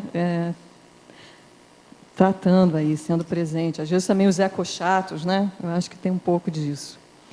A lipemania é a profunda tristeza, a melancolia. A querulomania é um quadro mórbido de queixas constantes, né? É aquela pessoa que está sempre, tipo o Lippe, né? É o Lippenhard, o hard, né? Ó Deus, ó dia, ó vida, ó céus. Né? É aquela coisa que não para. Isso é uma das coisas que a gente tem que aprender, né? A gente aprende aqui, que não, gente, a queixa não leva a lugar nenhum. Enquanto a gente está se queixando, a gente está se vitimizando, né? Não adianta. A hieromania, bom, a nostalmania é a mania de nostalgia, né? A hieromania seria, então, o frenesi religioso. É a mania, a insânia mística, né? Aquela coisa de os santos, tudo mais. Te respondi? 2, 3, 4, 5. Pô, pediu as 5. Você quer falar alguma coisa? Não, fazer uma pergunta, pode ser? Claro, claro. Professora Ami, a respeito de quando a pessoa quer ter razão, né? E os traços bélicos relacionados. Você poderia falar a relação com o tema do verbete, que é refém do cardiochakra, questão do belicismo e o ter razão? Eu não sei se todo belicista quer ter razão, né? Mas eu tinha esse traço. Porque para mim era muito importante eu estar certa, porque no fundo era um medo danado de estar errada, né? É interessante que isso é uma questão de uma insegurança, como eu via, né? Meu ponto de vista, quando eu me analisei, por que era tão importante eu estar certa? E eu cheguei à conclusão que era porque eu detestava estar na posição de estar errado, eu me sentia muito insegura por estar errado. Então, isso é uma grande besteira, né? Depois que você conhece Verpon, o ciclo de reciclagens, se você não admitir que está errado, como é que você vai melhorar? Então, estar errado não é nenhum problema, não é nenhuma vergonha, pelo contrário, é o primeiro passo para estar certo, é você admitir que está errado. Então, eu acho que o primeiro caminho é você deixar de dar tanto valor para essa questão de estar certo, né? Agora, eu não sei se todo belicoso tem gente que gosta de ganhar pelo prazer de ganhar, né? Ele não quer estar certo, ele só quer ganhar, é um pouco diferente. Professora Ana. Quer perguntar? Tenho duas dúvidas. Uma é dentro da polinomiologia, queria que você expandisse os dois primeiros polinômios. Conforme eu falei no início, eu optei o refém do cardiochakra, entendendo-se o cardio aqui simbolicamente, porque, na realidade, as emoções não estão só afeitas ao cardiochakra, né?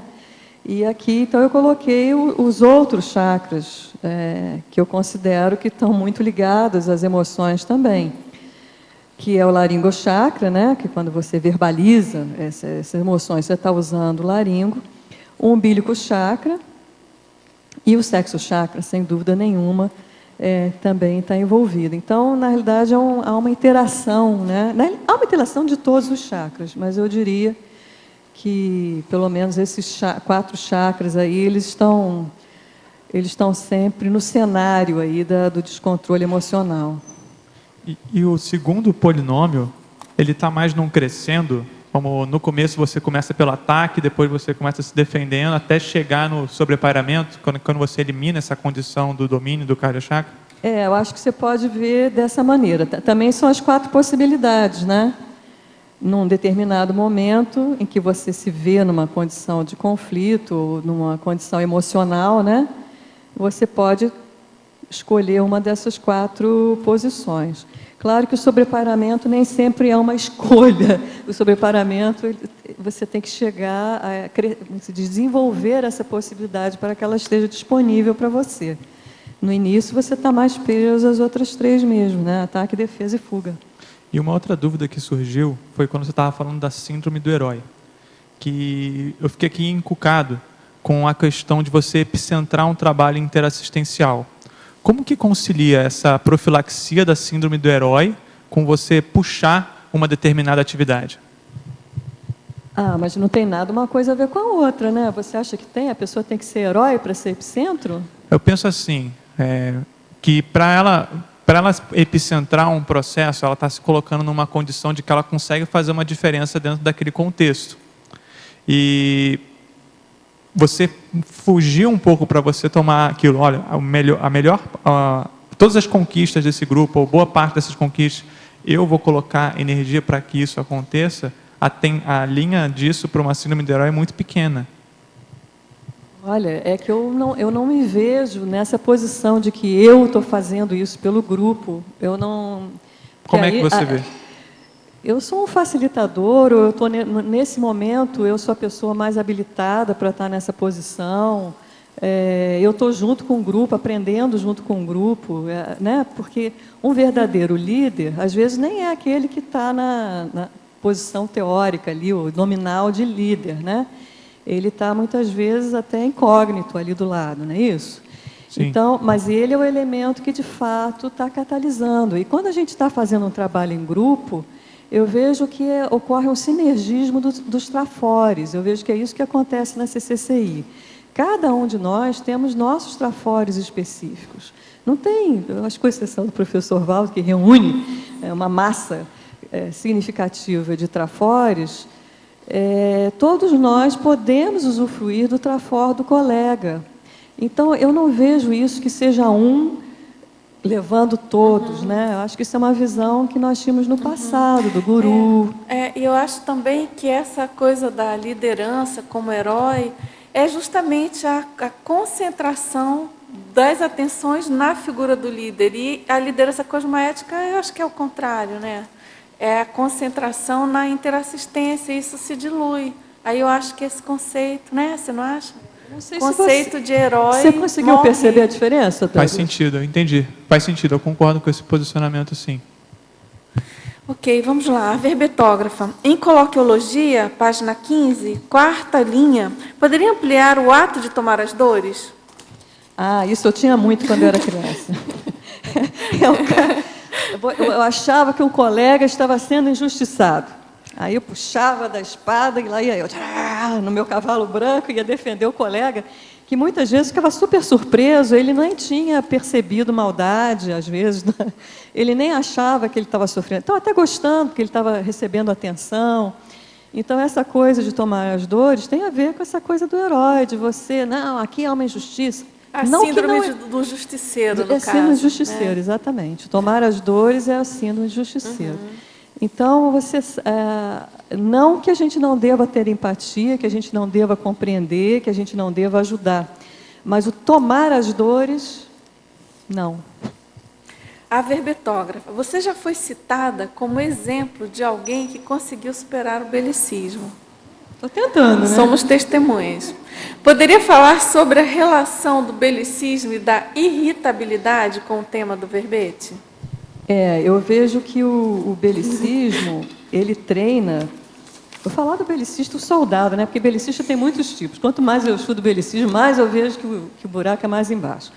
Mas digamos que lá o soldado profissional, né? Ele foi treinado para uma reação rápida, né? Faz parte lá do cerebelo dele, né? Ele tem que reagir rapidamente. Então, essa irritabilidade, até certo ponto, é a resposta que ele foi treinado para ter, né? Ele tem que ter uma hiperreatividade, ele tem que ser o mais rápido na reação, porque senão, em vez de ganhar, ele vai perder, não é isso? Lembra lá dos pistoleiros no faroeste? O primeiro que sacava, né? Então, foi sei lá, se a gente pensar aqui no Darwin, foi quase ao longo da série X, ele foi se especializando em reagir rapidamente. E a reação rápida não é boa companheira. Quer dizer, até quando você já tem introjetado o fraternismo, o universalismo, aí é bacana você ser taque ultra rítmico, sei lá o quê.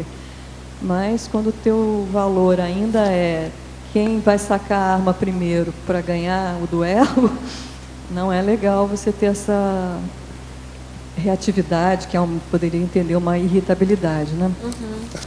Qual a análise que a verbetógrafa faz sobre a relação do polinômio ataque, defesa, fuga, sobreparamento e as manifestações públicas recentes no Brasil? Essas manifestações são saudáveis? Qual a opinião da professora? Olha, eu acho que é saudável, sim. Agora, a questão é que tudo você tem que ver por que está acontecendo agora, por que o timing foi esse, se esse timing é bom ou ruim.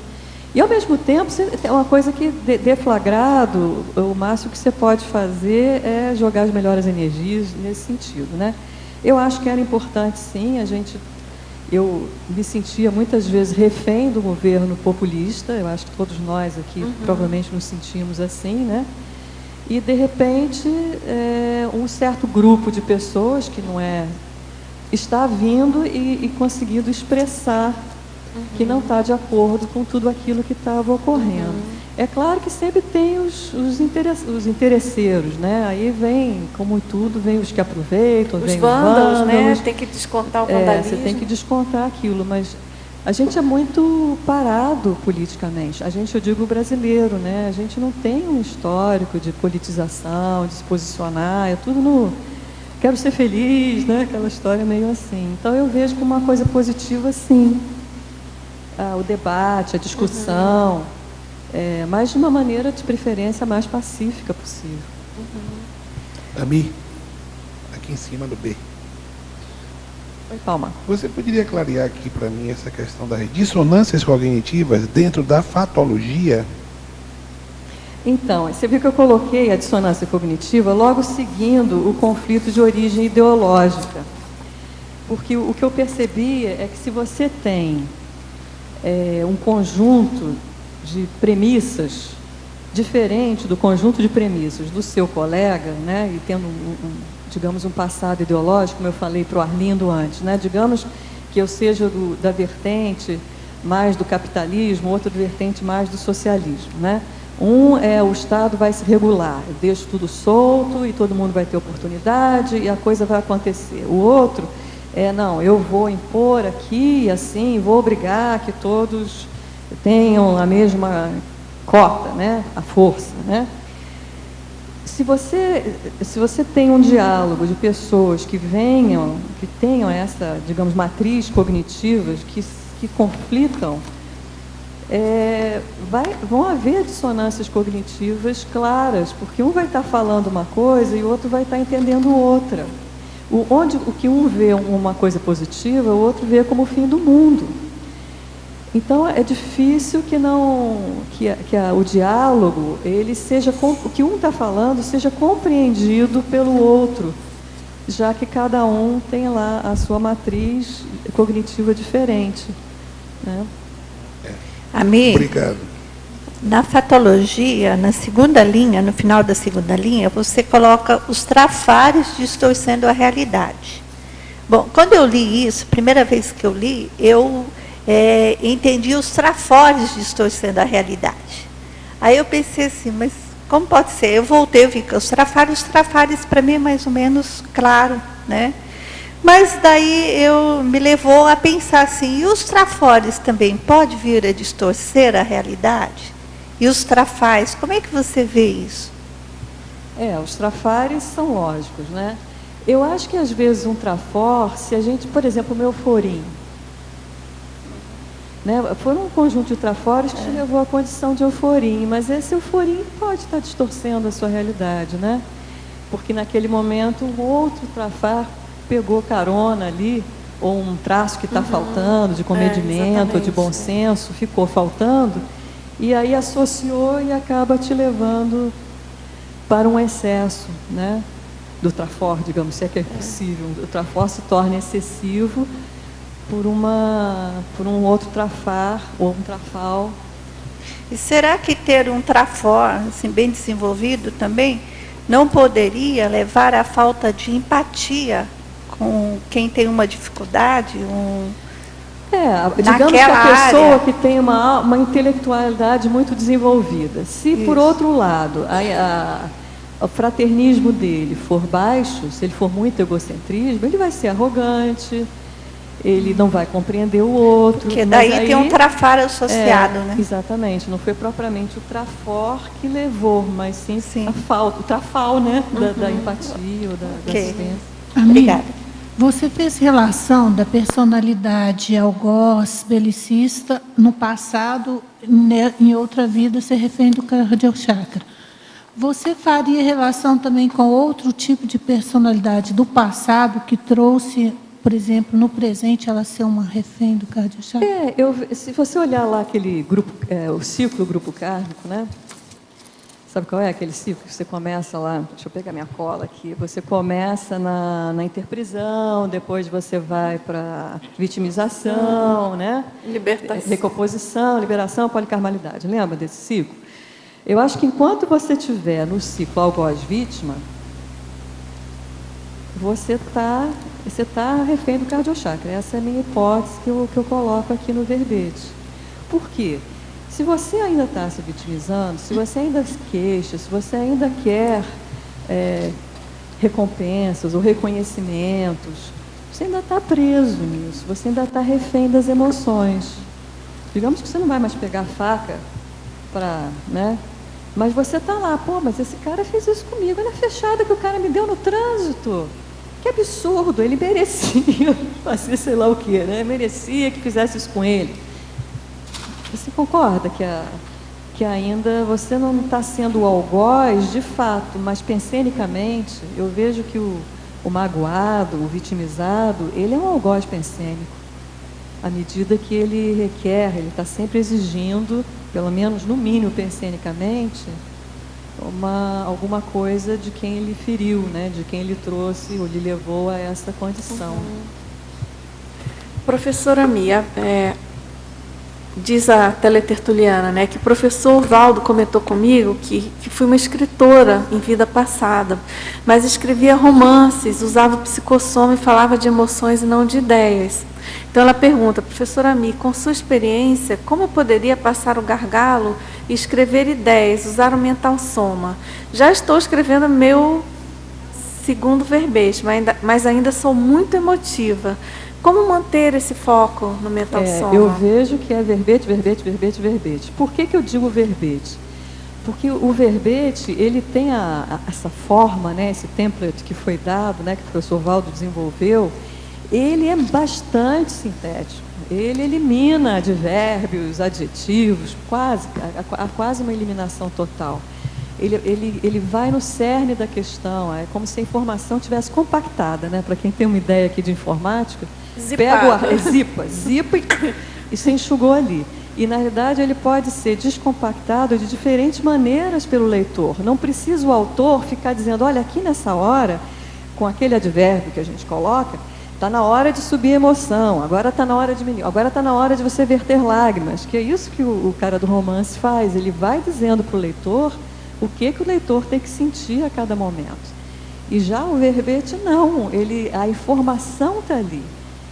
Cabe ao leitor implementar ou comparar com a sua realidade e ver em que contexto se aplica. Então, eu acho assim, eu sempre digo que isso é a alfabetização da retilinearização pensênica, são os verbetes. Só mais uma pergunta, amigo. Ali em patologia, na segunda linha, você fala sobre os trafares, conforme foi feita uma pergunta anterior. Agora, quando a pessoa tem dificuldade para assumir os trafores, o que você recomenda? É engraçado isso, né, de não querer assumir o trafor. Eu acho meio estranho, mas acontece. E agora eu acho que a gente não assume o trafor porque tem um trafar associado ali. Então, eu vou falar aqui um exemplo meu. Eu sei que eu tenho trafor de escrever, mas eu escrevo muito pouco. Por que eu não estou escrevendo? Não é por culpa do trafor. É alguma coisa, essa coisa da retração, essa coisa da pré-derrota, essa coisa de achar que não vale a pena. Aí eu me pergunto, será que na outra vida eu fui, o negócio caiu na cabeça, então dessa vez eu quero ir com mais cuidado? São coisas que a gente vai elaborando, né? Eu vejo que não assumir o trafor, em geral, é algum medo, é alguma coisa que ficou ruim, e a gente usou mal. Nessa vida eu vim com uma voz toda presa. A minha voz é boa, mas a voz veio presa. Por quê? Por que o laringochakra veio preso? Certamente foi pelo mau uso, eu não tenho outra hipótese, né? Então, eu acho que não assumir o trafores é lembrança, coisa mal parada. Obrigada. Oi. Ami, vamos lá em mitologia. Explica pra gente como é que é essa eliminação dos mitos estratificados no temperamento pessoal. Eu acho que a gente tem que ver quais são esses mitos que a gente tem, né? Eu trouxe o exemplo aqui do justiceiro, do herói, mas você tem que ver se tem outros mitos. Tem gente que tem o mito do amor romântico, né? Eu vejo, eu digo, gente, eu acho que no fundo eu tenho isso, porque eu adoro um filme Água com Açúcar, sabe? O que é isso? Eu acho que li muito M.D.Li. Você leu M.D.Li quando você era garota? Sim, M.D.Li. Acho que a maioria das pessoas nem sabe o que é M.D.Li. Mas, na realidade, eram dois irmãos. M.D.Li não é madame. São dois irmãos que escreviam uns romances bem xaropados, assim, que as meninas da minha época, não vou dizer que época é, se vocês olharem M.D.Li na Wikipédia, vocês vão descobrir que época é essa. Então, fica aquela coisa, sabe aquela Orgulho e Preconceito, aqueles livros aquela autora inglesa, né? O Mr. Darcy, né? O Mr. Darcy é o mito do amor romântico. Será que a gente não tem isso ainda? Como é que você elimina isso de vez do seu temperamento? Porque não, eu sou, né, uma mulher liberada, século XXI, parará, mas, puxa, nossa, seria tão bacana se fosse verdade, né? Você sente isso às vezes? Sim, tem um claro. certo, né? No fundo é um mito que não foi eliminado. E que na realidade acaba te fazendo mexendo com o cardiochakra mesmo, Sem entendeu? dúvida. Mexe com o sentimento. E mexe com uma afetividade mais adulta, mais sadia, porque no fundo você está querendo aquilo, não, mas não é do jeito que eu queria. Ok, obrigada. A mim, Pode falar. na parafatologia, página 16, o segundo item, a sinalética energética e parapsíquica pessoal, reduzindo o efeito surpresa. Então, Cris, eu vejo que, para mim, esse é o maior benefício da sinalética, porque como ainda não está introjetado... Seria bom que falara quanto à sinalética, para as pessoas que podem não entender. Eu até falei da aura da conflituosidade, né? O que é essa aura Vivências da conflituosidade? pessoais, O que assim, é para que você... a pessoa é ter uma mais... sinalética, que você já sabe que, peraí, aqui está entrando boi na linha. Ao mesmo tempo, estava comentando isso hoje, você vai num hospital, às vezes para ver um doente, daqui a pouco você começa a exteriorizar a energia, você não sabe por que é, né? Você percebeu ali que você não sabe nem para quem é a energia que você está exteriorizando, mas você percebe que é um amparador e aí você manda ver, né? Então, na coisa positiva, é uma surpresa, mas não tem grandes riscos, mas na coisa negativa, se você não percebe a sinalética antes, você emburaca, né? A verbetógrafa. Interessante estarem falando de borderline, pois eu sou borderline. Hoje pensei em não ouvir a tertúlia, mas me arrependeria se não tivesse ouvido. Desde que fui diagnosticada, em 2005, tenho batalhado contra mim mesma. Minha pergunta é, como lutar contra os atos impulsivos e destrutivos? Primeiro a pessoa precisa perceber, mas como conseguir agir? Nesse caso de borderline, eu acho que eu não sou a pessoa mais indicada para te ajudar, no sentido de que você vai precisar realmente de um especialista. É uma pena que a Adriana não está mais aqui, né, que é a psiquiatra. Agora, por acaso, eu trouxe um artigo que eu não sabia nem por que eu tinha colocado na pasta. É um artigo da Scientific American sobre que a diagnosis of borderline personality disorder is often flawed. Então, ele diz o seguinte, que muitas vezes não é bem feito, né? Muitas vezes está errada o diagnóstico do borderline. Esse artigo é de janeiro de 2012. Então, é sinal que o borderline está sendo revisto. Nós sabemos, temos todos o conhecimento sobre a questão de assédio, né? Como isso pode estar atuando também nessa sua condição. Esse artigo eu te falei, né? Está na Scientific American de 4 de janeiro. Não sei se você lê em inglês. E não sei se o Pedro gostaria de falar alguma coisa que pudesse ajudar.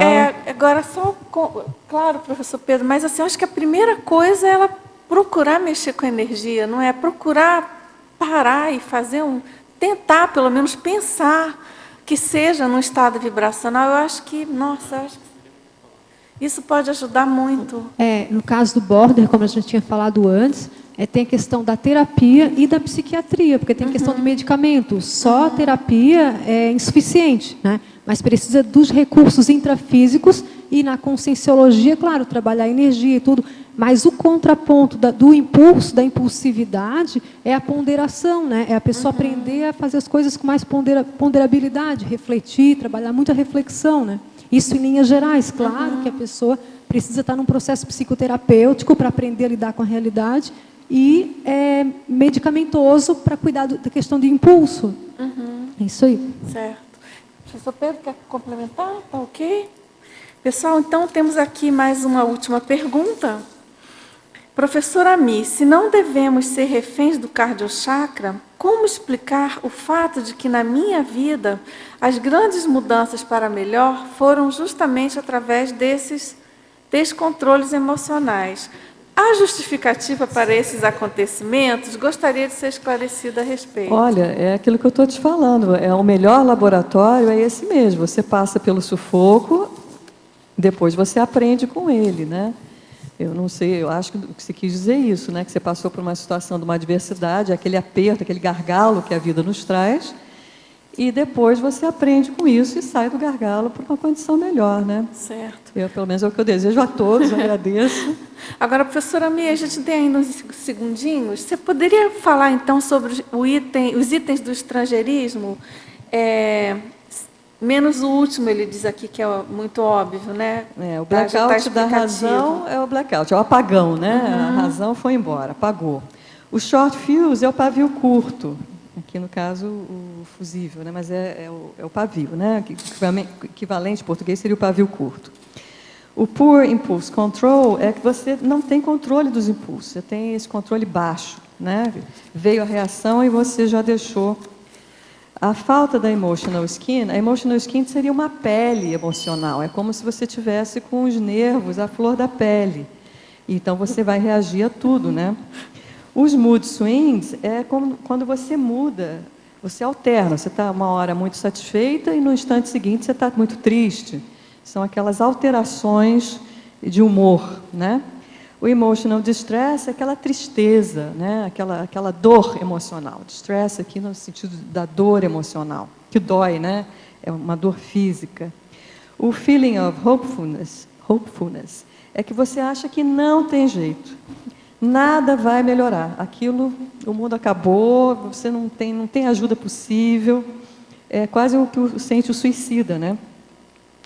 A Emotional Dysregulation Disorder é o termo técnico, né, de todas essas desordens, né, desregulações emocionais. O desenvolvimento das coping skills é exatamente o que eu vou fazer para dar conta. Como é que eu vou desenvolver habilidades? Skills são as habilidades. To cope é para aguentar, para dar conta daquela condição. O Anger Management Program são, então, eu estava comentando até com a Lani hoje, nos Estados Unidos é muito comum, em empresas, até dentro de polícia e coisas assim, empresas porque eles são muito competitivos, e polícia porque são muito bélicos, né? Eles têm muito esses programas de controle de raiva, porque imagina o policial que convive com criminosos, né? Às vezes eles ficam revoltados, mas não pode. Então, são programas nesse sentido. Certo. Agradeço a todos a oportunidade.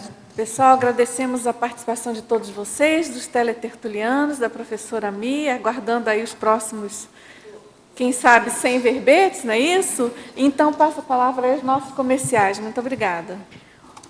Pontuações da tertúlia de hoje. 33 assinaturas no livro de presença, 15 perguntas presenciais e 24 perguntas online. Os recados de hoje serão: a Anália, Técnicas Energéticas Chinesas; a Patrícia, curso CPC, curso de Projeciologia e Conscienciologia em Foz; e o Palma, com o 3º encontro de empreendedorismo da Cognópolis Foz. Antes, com vocês, os amigos da enciclopédia. Boa tarde. Todo dia a gente vem aqui, né? E hoje não vai ser diferente. A gente vai pedir novamente para vocês, aqueles amigos cuja assinatura venceu neste ano, e são muitos, né? Estamos sentindo muita falta, estamos com saudades de vocês. Ou seja, né, brincadeira à parte. O orçamento, todo o custo da enciclopédia da Conscienciologia, da produção dela, a manutenção deste tertuliário Locicloloteca, é um custo alto que se expande, que aumenta continuamente pelas demandas, e ele é mantido. Vocês, amigos da enciclopédia, mantêm essas mega estruturas fundamentais, que são aportes existenciais de grande valor para todos nós. Então, a gente pede que, se você possa continuar sendo amigo, né? Não fazer uma interrupção dessa amizade, desse mecenato cosmoético evolutivo, que você refaça, que você retome a sua assinatura o mais breve possível. Se você é de fora, ligue para o CAEC, 45, código de área 3525, 2652, o telefone. E se você está aqui ou vier aqui até o CAEC, a Cognópolis Foz, é só passar na recepção do CAEC e pedir para ser amigo da enciclopédia. Muito obrigada. Boa tarde a todos. Nesse final de semana, dia 22 e 23 agora, a CIP vai estar apresentando, vai estar oferecendo a vocês o curso Técnicas Energéticas Chinesas. É um curso prático que vai ser ministrado pelo professor Mário Oliveira e pelo professor Leonardo Rodrigues.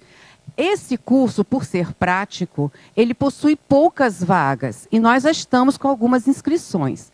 Então, até sexta-feira, nós estaremos aqui, presente, no tertuliário, pronta para fazer a inscrição de vocês no curso, para garantir uma vaga num curso prático que vão ser discutidos visão chinesa sobre a energia, meridianos, campos energéticos, energia através do corpo, grande e pequena circulação, inclusive tipos de respiração, que é um ponto muito importante no trabalho de energia. O curso será, como eu já disse, dia 22 e 23 de junho, lá na CIP, no horário de 8h30 no sábado, às 17 horas do domingo. Qualquer informação, maiores informações, se vocês estiverem precisando, ligar para 2102-1421, código de área 45, ou mesmo pelo e-mail acip@acip.com. Aguardamos vocês lá. Boa tarde. O nosso convite é para você, morador em Foz. Em nome do IPC, a gente convida para o curso de Conscienciologia e Projeciologia e Conscienciologia. É um curso que aborda o conteúdo dos livros Projeciologia e 700 Experimentos, fundamentando bastante as duas neociências que nós trabalhamos. É um curso longo, né? De certa forma, ele tem 4 meses de duração e 36 aulas, cada aula com 2h30. Então, dá tempo da gente trabalhar energias. Toda aula a gente trabalha meia hora de energias, da gente promover bastante debate e aprofundamento das ideias. O curso vai iniciar agora, dia 25, e será ministrado às terças e sextas-feiras, das 19h30 às 21h. Contamos com a presença de vocês. Mais informações, inscrições pelo telefone do IPC, 2102-1448. Obrigado. Gostaríamos de convidar a todos e relembrar alguns para o terceiro encontro, a realização do terceiro encontro de empreendedorismo aqui em Foz do Iguaçu, né? Vai ser realizado entre os dias 21 a 23 de junho, ou seja, no fim de semana próximo, com ênfase, né, na palestra Estrutura Empreendedora para 2035, uma perspectiva, ou seja, uma visão de futuro, a ser proferida pelo professor Luciano Vicenzi. Informações pelo 91 18 5400 ou então na secretaria do CEEC. Obrigado a todos. E o verbete de amanhã é Síndrome da banalização do autodiagnóstico, da especialidade Autoconsciencioterapia, do verbetógrafo Marco Antônio Almeida. Queremos desejar uma boa tarde a todos.